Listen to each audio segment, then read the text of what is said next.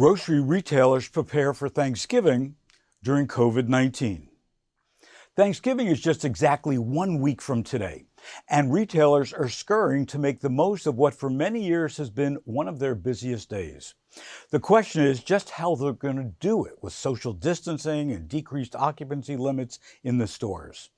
No doubt many grocers and restaurants, for that matter, are recommending a Thanksgiving prepared meal for takeout that is customized to the number of people you'll be feeding, since most of the turkeys that are out there are 22 pounds and way too big for this year's celebration, and to have it delivered or to pick it up at curbside.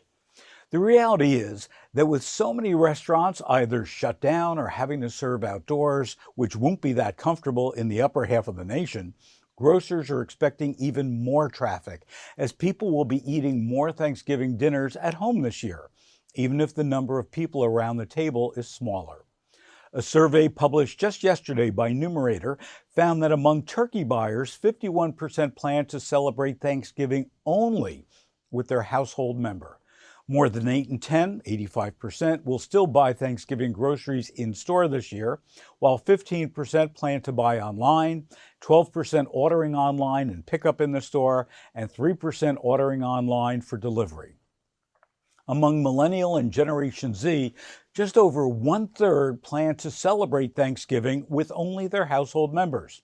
9% plan to buy a whole turkey for the first time, and 7% are hosting Thanksgiving for the first time.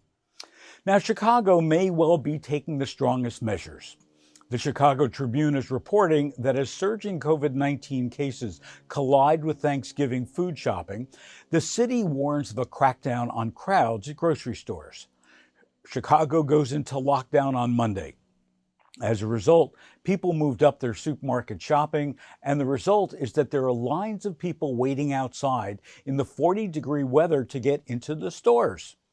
Chicago is taking this very seriously, as its mayor, Lori Lightfoot, is warning businesses, including supermarkets, that they will face fines and potentially be shut down if they don't follow social distancing rules or properly manage their crowds. Chicago's Department of Business Affairs and Consumer Protection plans to proactively investigate retail stores to ensure compliance with the capacity limits and other COVID-19 regulations, which carry fines up to $10,000 for violations, according to spokesman Isaac Reichman. State and city rules cap essential businesses, such as grocery stores, at 50% occupancy, and non-essential retailers, such as clothing stores, at 40%. Neither can have more than 50 people gathered at choke points like check areas. The Chicago Tribune also reports that the Illinois Retail Merchants Association notified their members to urge them to publicly demonstrate that they were monitoring customer counts. Earlier in the week, the association alerted members that the mayor and her team were unhappy to see full parking lots, yet no lines of people waiting to get inside, and didn't think the industry was doing enough to control capacity. This strong threat from the mayor's office comes as Chicago's COVID-19 cases are rapidly on the rise. Illinois reported 15,415 cases last Friday and an average 7-day case positivity rate of 13.2%. That's up from 3.4% 2 months ago. As of Thursday, it had more people hospitalized with COVID-19 than at any point during the first spike of infections in the spring. San Francisco has rolled back indoor dining as they've seen their cases spike 250%. Yesterday, most of California's larger counties moved back to shutting down indoor dining and some other businesses. Iowa has ordered restaurants and bars to close at 10 p.m. with a 15-person limit on indoor gatherings and a 30-person cap for outdoors. Oregon announced a 2-week freeze that ends December 2nd and involves, among other things, making restaurant delivery and takeout only, as well as limiting grocery stores and pharmacies to 75% capacity. New Mexico closed on-site dining, indoor or outdoor, until November 30th, but restaurants can provide takeout and delivery. Washington State ordered indoor dining closed until December 14th. New York and New Jersey has ordered indoor dining to close at 10 p.m. In Maryland, indoor dining, which had been at a 75% capacity, has now been lowered to 50%.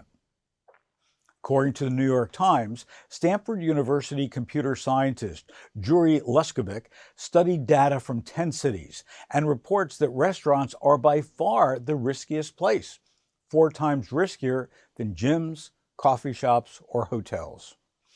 Target now has technology that allows customers to see if a store has a queue outside and reserve a spot in line. It also distributed 1,000 more handheld checkout devices, so employees can ring up customers anywhere in the store, and it doubled the number of drive-up spots to 8,000 nationwide, where customers can get free, contactless curbside pickup, which since the pandemic has grown to more than 700%, according to the company.